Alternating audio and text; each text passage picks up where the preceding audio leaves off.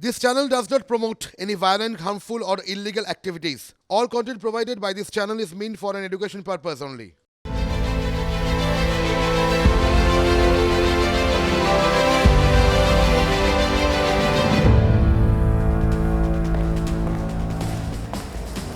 নমস্কার। ঠিক রাত ৮টা মানে আপনার কথা, আপনার মুড, আপনার ভাষা নিয়ে ঠোঁটকাটা হাজির ৮টা থেকে ৯টা, ১ ঘন্টা। আজ সত্যি ঐতিহাসিক একটা দিন। আর রাত ৮টায় যখন আপনাদের সামনে এসেছি তখন দিনের সব থেকে বড় এই সময়ের ঐতিহাসিক খবরটা দিয়ে শুরু করি। লোকসভায় পাশ হয়ে গেল মহিলা সংরক্ষণ বিল। পক্ষে ভোট পড়েছে ৪৫৪, বিপক্ষে ২।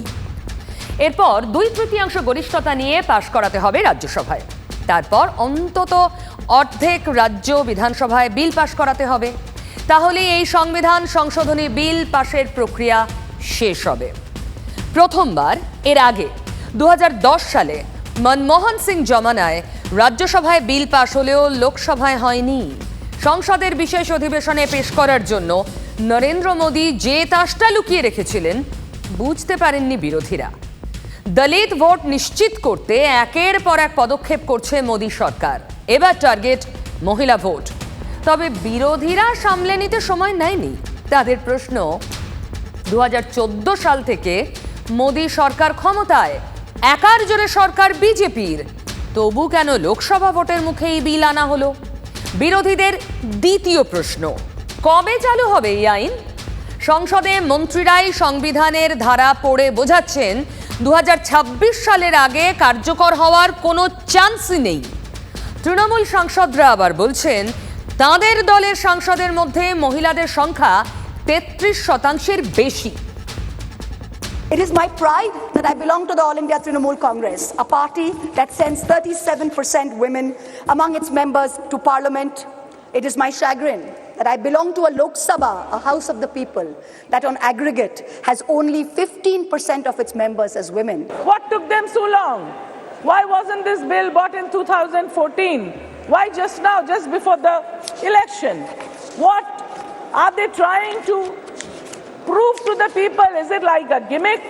Is it like pulling out a rabbit from their hat and placing it before the country?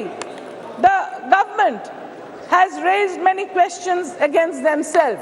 Article 334 of the bill says the reservation shall come into effect only after delimitation has been undertaken. Delimitation will only be undertaken after the relevant figures for the next census have been published. The rotation of seats for women shall take effect after each subsequent exercise of delimitation. So what does this mean? In true BJP's Goebbelsian doublespeak style, it means we don't know if and actually when we will actually have 33% of women sitting in the Lok Sabha. मेरे हाथों में तो आपके लिए किताब होगी, हमारे लिए पूजनीय है, संविधान है ये।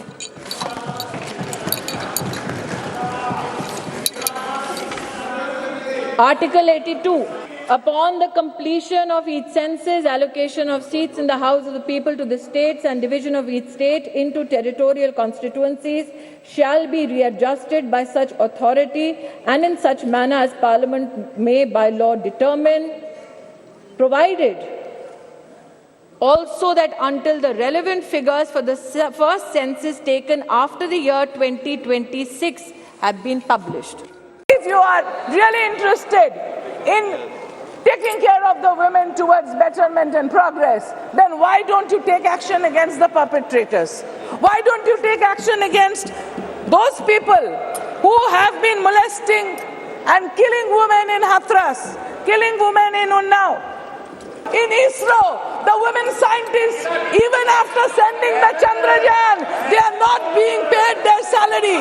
So you have to respect women. Kakoli Ghosh দস্তিদারের অভিযোগটা শুনলেন? যে মহিলারা চন্দ্রযান-৩কে সফলভাবে চাঁদের মাটিতে নামানোর পিছনে অক্লান্ত পরিশ্রম করেছেন, তাদের বেতন দেয় না এই সরকার। বিধানসভায় দাঁড়িয়ে উত্তর দিয়েছেন শুভেন্দু অধিকারী, বলেছেন সর্বৈব মিথ্যে কথা। আবার আসি মহিলাদের কথায়। মহিলা সংরক্ষণের সংবিধান সংশোধনী বিল আজ পেশ করলেন আইনমন্ত্রী অর্জুন রাম মেঘওয়াল। Item number 9। धन्यवाद अध्यक्ष महोदय। एक मिनट संविधान 128 व संशोधन विधेयक 2023। माननीय मंत्री जी। धन्यवाद अध्यक्ष महोदय। With your permission, sir, I move that the bill further to amend the Constitution of India be taken into consideration. The Constitution 128th Amendment Bill 2023। मैं चाहता हूं कि चर्चा प्रारंभ की जाए और सर्वसम्मति से बिल को पास करने का प्रयास किया जाए। এরপরই চমক, কংগ্রেস মাঠে নামালো তাদের সবচেয়ে বড় তারকা অভিজ্ঞ সোনিয়া গান্ধীকে। বয়স, অসুস্থতার ছাপ স্পষ্ট গলায়, কিন্তু রাজনীতির বোধ টনটনে। আবেগ ঘন গলায় বললেন একজন মহিলা হিসেবে তার আনন্দের কথা, বললেন তার প্রয়াত স্বামী রাজীব গান্ধীর স্বপ্নের কথা, কংগ্রেসের সরকারের সময় বিল পাশে উদ্যোগের কথা। তুললেন সেই প্রশ্ন, সরকার বলছে আর কিছুদিন অপেক্ষা করতে হবে, আর কতদিন? তার সঙ্গে মাস্টার স্ট্রোক, চালু করতে হবে জাত গণনা, তার ভিত্তিতে এসসি, এসটি, ওবিসিদের জন্য সংরক্ষণের দাবি তুললেন সোনিয়া। দেখালেন বুড়ো হাড়ে ভেলকি কাকে বলে। श्रीमती सोनिया गांधी जी। खुद मेरी जिंदगी का यह बहुत मार्मिक क्षण है।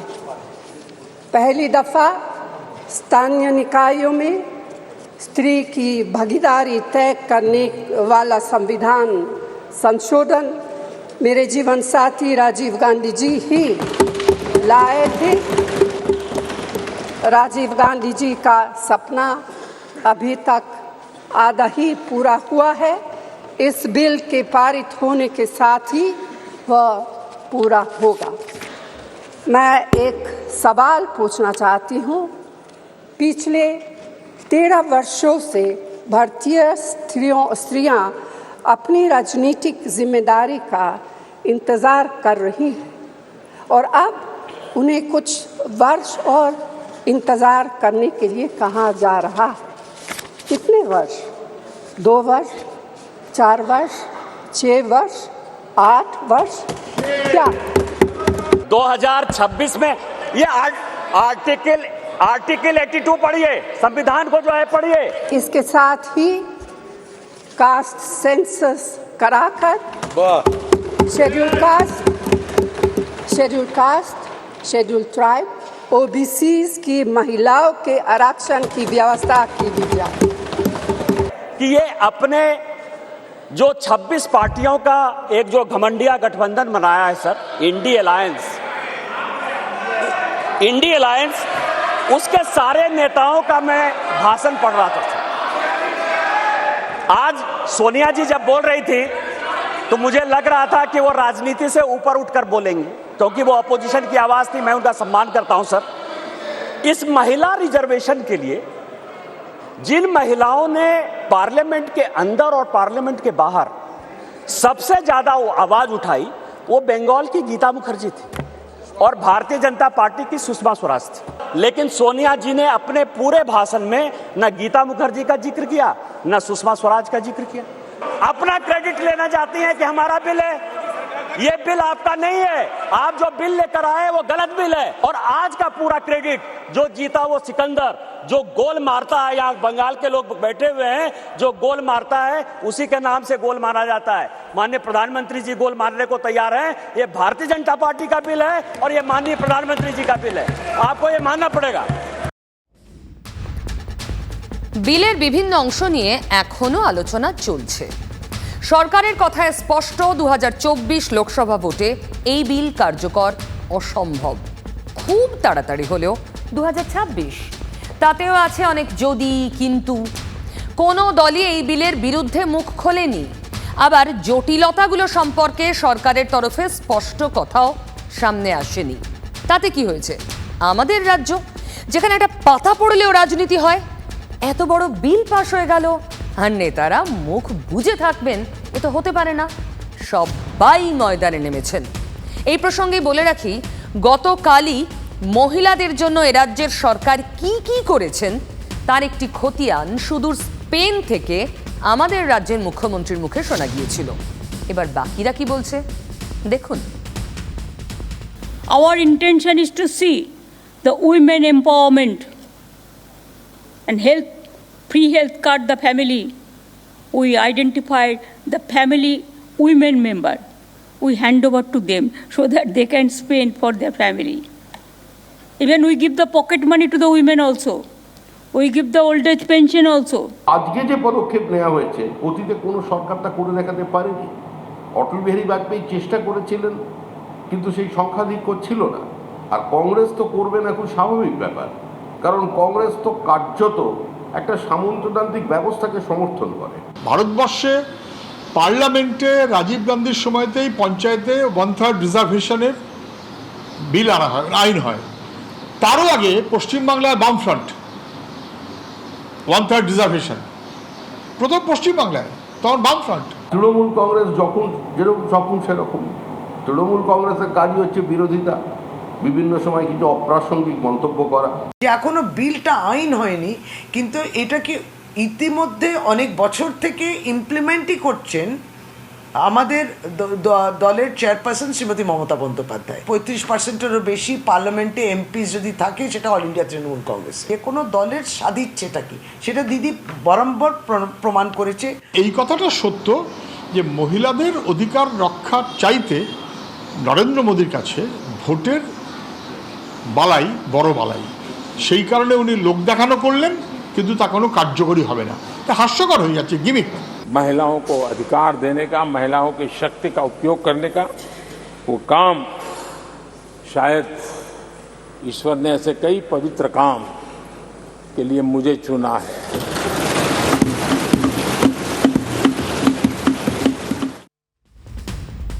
ইনিংসের শেষ পর্বে ব্যাট করতে নামলেন, তারপর অমিত শাহ। দুজনই বিপক্ষ শিবিরকে বললেন ডরো মত। রাহুল তুললেন ওবিসি সংরক্ষণের দাবি, জাত গণনার দাবি। অমিত শাহের পাল্টা আমরা ওবিসি প্রধানমন্ত্রী দিয়েছি। সবচেয়ে বড় প্রশ্ন, কবে কার্যকর হবে মহিলা সংরক্ষণ বিল? কেন্দ্রীয় স্বরাষ্ট্রমন্ত্রীর কথায় বোঝা গেল 2029-এর আগে সম্ভবই নয়।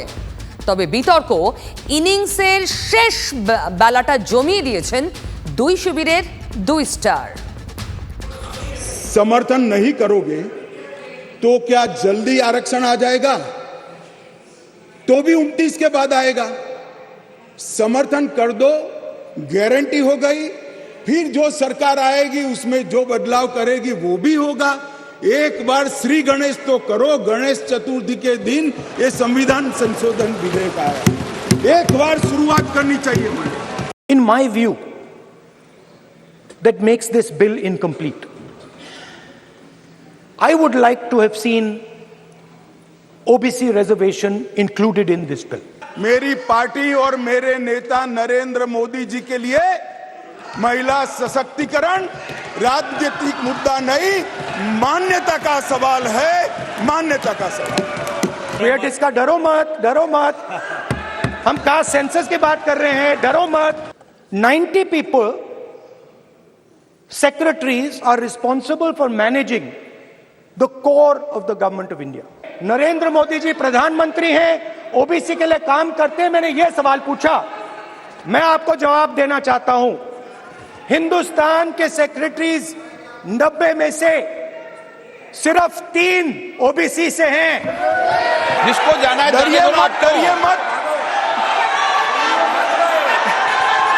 अरे भाई डरो मत। उन्होंने कहा कि देश जो लोग चलाते हैं उसमें सिर्फ 3 ओबीसी है।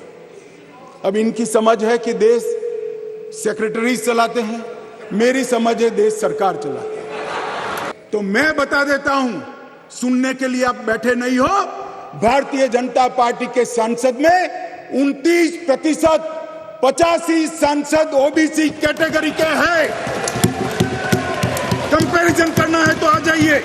तो सवाल उठता है कि इस देश में कितने ओबीसी हैं, कितने दलित हैं, कितने आदिवासी हैं, और उस सवाल का जवाब सिर्फ कास्ट सेंसस से मिल सकता है।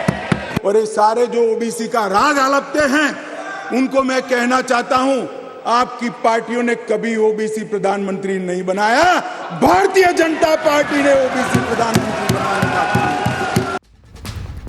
আলোচনা এখনো চলছে।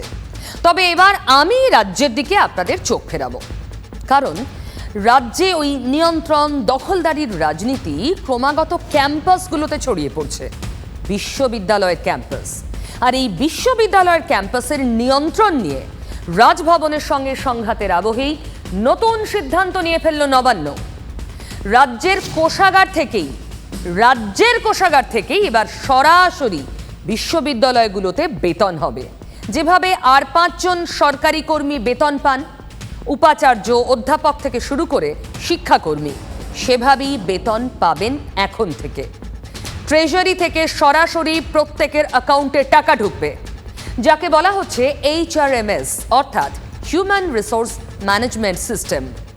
11টি বিশ্ববিদ্যালয়ের ফিনান্স অফিসারদের সঙ্গে বুধবার নবান্নে বৈঠক করে অর্থ দপ্তর।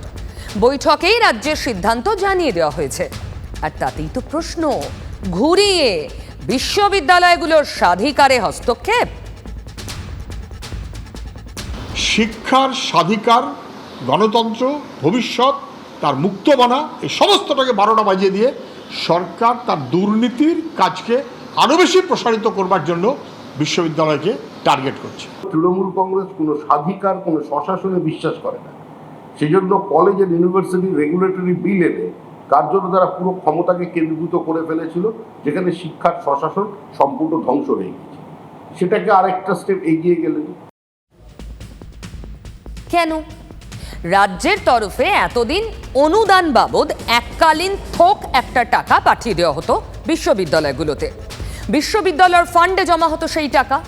বিশ্ববিদ্যালয় কর্তৃপক্ষ সেই ফান্ড থেকে সমস্ত অধ্যাপক, শিক্ষাকর্মী যারা যারা আছেন, উপাচার্য সহ সকলের বেতন দিত। সেই স্বাধীনতা আর থাকবে না, ফলে স্বাধিকার তো ক্ষুণ্ণ হবে। তবে ব্রাত্য বসু আগেই জানিয়েছেন, বিশ্ববিদ্যালয়ের স্বাধিকারে আমরা হস্তক্ষেপ করছি না, মুখ্যমন্ত্রীও চান না। তাহলে রাজভবনের কাছে কোনো বার্তা পৌঁছে দিতে চাইল নবান্ন? 5 বছর আগেই রাজ্য চেয়েছিল বিশ্ববিদ্যালয় হিউম্যান রিসোর্স ম্যানেজমেন্ট সিস্টেম চালু করতে। পার্থ চট্টোপাধ্যায় তখন শিক্ষামন্ত্রী। 2018-এ যা হয়নি, 2023-এ তাই হলো। বিশ্ববিদ্যালয়ে আচার্যের পর উপাচার্যই শেষ কথা বলে উল্লেখ করে রাজ্যের ডানা ছাঁটতে চেয়েছিলেন আনন্দ বোস। পাল্টা আর্থিক অবরোধের হুঁশিয়ারি দিয়ে রেখেছিলেন মমতা। আর কোন ইউনিভার্সিটি কলেজ যদি আপনার কথা শুনে চলে, আমি কিন্তু অর্থনৈতিক বাধা তৈরি করব। এখানে টিট ফর ট্যাট। বেতন বন্টনের নিয়ন্ত্রণ হাতে নিয়ে ঘুরিয়ে কি সে পথেই হাঁটলো নবান্ন? এমন যে হতে চলেছে সে আজ আগেই মিলেছিল। উপাচার্য বা রেজিস্ট্রারদের তলব না করে নবান্ন ফিনান্স আধিকারিকদের বৈঠকে ডাকাতেই জল্পনা বেড়েছিল। শিক্ষক মহলের একাংশের বক্তব্য, HRMS চালু হলে বেতন দেওয়ার অধিকার আর বিশ্ববিদ্যালয়গুলোর হাতে থাকবে না। সেক্ষেত্রে বিকাশ ভবন যদি কারোর মাইনে আটকে দেয়, তাহলে বিশ্ববিদ্যালয়ের কিছুই করার থাকবে না। অন্যান্য সরকারি কর্মীর মতোই চাইলে বিশ্ববিদ্যালয়ের কর্মী শিক্ষকদেরও বদলি করা হতে পারে। তাই রাজ্যের এই সিদ্ধান্ত সরাসরি স্বাধিকারে হস্তক্ষেপ বলেই তারা মনে করছেন।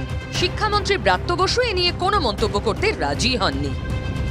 যেমন রাজ্যপাল তেমনই আমাদের মুখ্যমন্ত্রী ক্ষমতা দেখাচ্ছেন। রাজ্যপালও এমনভাবে কথা বলছেন, লড়বো লড়বো লড়বো, এটা যেন গড়ের মাঠ। এটা গড়ের মাঠ নয়। রাজ্যপাল সব কিছু করতে পারে, তার নিয়ম নীতি মেনে করুক। রাজ্যপাল নির্বাচিত প্রতিনিধি নয়, এটা মনে রাখতে হবে। বেঠিক করছেন রাজ্যপাল। শিক্ষামন্ত্রী তিনি সিদ্ধান্ত নিচ্ছেন, তাকে তার দলের মধ্যে প্রমাণ করতে হবে যে তিনি আচার্য বিরোধী।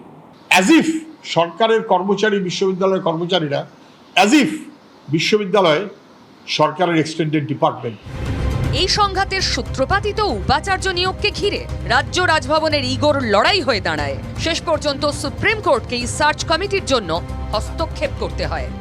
উনি আসলে চাইছেন না যে এই বিশ্ববিদ্যালয়গুলিতে কোনো স্থায়ী উপাচার্য, একজন সত্যিকারের একাডেমিশিয়ান আসুন।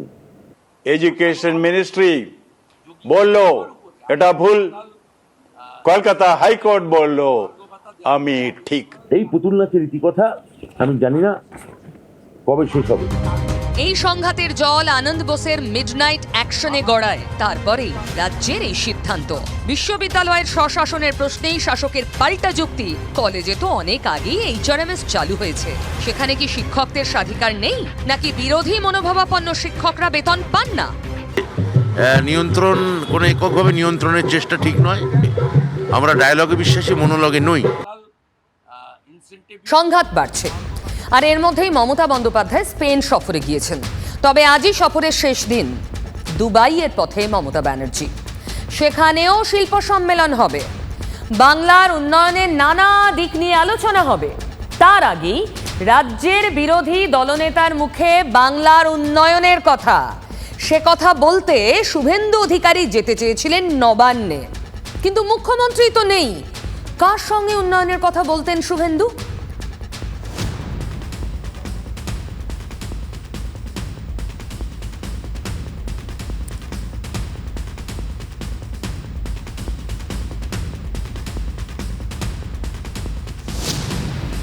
আমার সম্ভাব্য টাইম ছিল 4টে থেকে 5টা, চেয়েছিলাম ফিউ মিনিটস। উনি 4টে নাগাদ, 4টের মধ্যে বা 4টের 1 মিনিট আগে পিছে উনি পালিয়েছেন। গোপালিকার সঙ্গে দেখা করতে চেয়ে চিঠি দিয়েছিলেন, চিঠির ছবিটাও আপনাদের দেখালাম। রাজনীতি কোন খাতে বইছে বুঝতে পারছেন? দেখা করতে চেয়ে মুখ্যমন্ত্রীর দফতরের দায়িত্বপ্রাপ্ত স্বরাষ্ট্র সচিব, অ্যাডিশনাল চিফ সেক্রেটারি এখন বিপি গোপালিকাকে আগে ভাগেই চিঠি দিয়ে রেখেছিলেন বিরোধী দলনেতা। কিন্তু কেন সময় চাইলেন, তাও এমন একটা সময় যখন মুখ্যমন্ত্রী দেশেই নেই?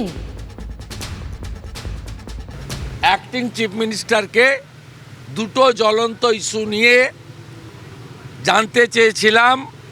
একটি বিষয় হচ্ছে ভয়াবহ ডেঙ্গুর অবস্থা, গোটা রাজ্যে রাস্তাঘাটের কঠিন বেহাল অবস্থা। আমি গোপালিকাজিকে বলতাম যে রাস্তা সারান, পুজোর আগে রাস্তাগুলো দয়া করে সারান। কিন্তু অভিযোগ, সময় তো বহুদূর, নবান্নতে ছিলেনই না শুভেন্দুর কথায় coat unquote acting chief minister. এরপরেই বিরোধী দলনেতাকে সময় দিলেন গোপালিকা। কবে জানেন? 23শে সেপ্টেম্বর সকাল 11টায় নবান্নে। তার মানে বুঝলেন কিছু? মুখ্যমন্ত্রী ফিরে আসছেন 23ই। তবে এখানেই থামেননি শুভেন্দু। ধর্মতলায় সংগ্রামী যৌথ মঞ্চে গিয়ে বোমাটা ফাটালেন, বললেন বিধায়কদের যে বেতন বেড়েছে তারও বেড়েছে, তিনি সেই টাকা নিজে না নিয়ে দান করবেন, বিয়ের স্বার্থে দান করবেন। বললেন সমুদ্রে 1 বিন্দু হলেও টাকাটা ওদেরই দেবেন। আমি আমার যে বাড়তি অর্থ, সেই অর্থ চেকের মাধ্যমে তাদের অ্যাকাউন্টে প্রদান করার জন্য প্রস্তাব এখানে দিয়েছি, কারণ আমার রিফিউজ করার সুযোগ নেই।